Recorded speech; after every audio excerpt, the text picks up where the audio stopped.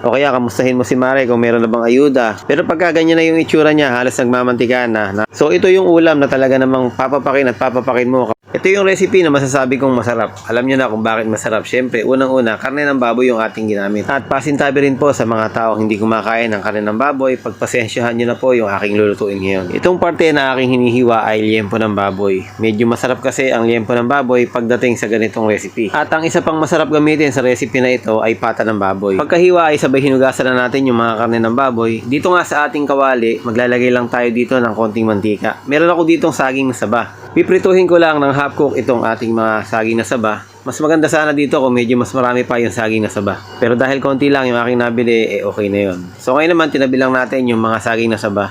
Isasalang na natin dito yung ating mga karne ng baboy o yung liempo. Ang gagawin lang naman natin dito, katulad ng ating saging na saba kanina, medyo papupulahin lang natin yung mga karne na to. Kapag medyo pumupula-pula na, lalagyan na natin yung mga sangkap. Bawang, lalagyan din natin ito ng sibuyas. Tapos lalagyan din natin ito ng kaunting star anise and then yung pamintang pino o pamintang durog, pamintang crack, okay lang. Kahit pamintang buo, pwede na rin, basta paminta. Tapos lalagyan din natin ito ng toyo, ng asukal na pula o ng segunda. Isang lata ng pineapple juice na kahit unsweetened o sweeten, okay lang, bahala ka na. Tapos wag mo ibubuhos lahat, magtira ka para sa sarili mo. Naglagay pa ako dito ng tubig, mga mahigit kumulang kalahating cup. Tapos pinakuluan ko lang ito ng mga 20 to 25 minutes. Kapag malambot na, pwede na natin lagyan kahit konting pampalasa lang. Kahit bechin, pwede nyong gamitin dito. Wala akong bechin kaya hindi ako naglagay. So pwede na tayong maglagay ng saging na saba na pinirito natin kanina.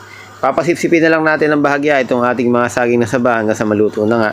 And at the same time, napapareduce pa rin natin yung ating mga sabaw na yan o yung sarsa ng ating niluluto. Sandaling oras na lang naman yan at maluluto na nga. So habang ganyan ang itsura, pwede ka pang kumanta-kanta dyan o kaya naman mag-text ka pa o mag-chat ka pa sa kakwentuhan mo o sa ka-chatmate mo. O kaya kamustahin mo si Mare kung meron na bang ayuda. So ganun lang. Hindi naman siguro nakakainip, lalo na kung medyo pinapatiin mo na lang ng bahagya yung sabaw. Pero pagka ganyan na yung itsura niya, halos nagmamantika na, nakakahulugan na okay na yan at pwede na nating i-plating. So dapat nakapagpaini ka na rin ng sinaing mo. Kaya ito, habang piniplating natin, sumando ka na rin ng kanin para sabay na silang lumalamig. So ito yung ulam na talaga namang papapakin at papapakin mo kapag wala kang nakuhang kanin. O di kaya naman hilaw pa yung kanin ninyo tapos luto na yung ulam. Naunang maluto yung ulam, talaga namang dudukot at dudukot ka ng kapirasan laman, matikman mo lang. At sigurado namang maiinggan niya ka dahil sa amoy pa lang nito, talaga namang sulit na sulit ang lasa. At paalala lang, hinay-hinay lang sa pagkain ng karne ng baboy. Alam naman natin na ang karne ng baboy, meron niyang taglay na kolesterol. Sabi nga, okay lang kumain pero wag madalas. Paminsan-minsan lang. Pero lagi natin tandaan, ang gulay at isda, mas maganda yan.